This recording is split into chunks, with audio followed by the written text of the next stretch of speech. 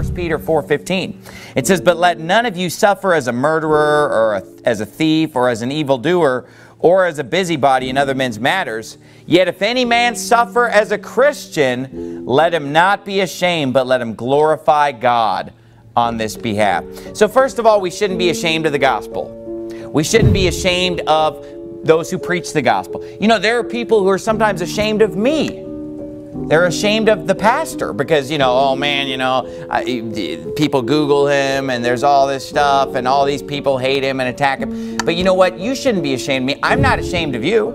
Amen. There's nobody in this church. There's not one person in this church that I would not, and when I say I mean there's not one person in this church that I would not in a heartbeat claim as my church member and say, this is one of my church members, that I wouldn't be proud to take with me if I were visiting some other church or visiting friends or family, that I wouldn't be proud to take that person with me and say, this is one of my church members, this is my friend. So don't be ashamed of me. It should be a two-way street. And by the way, the reason that everybody hates me and has all this stuff on the internet attacking me is because I've stood up for what's right.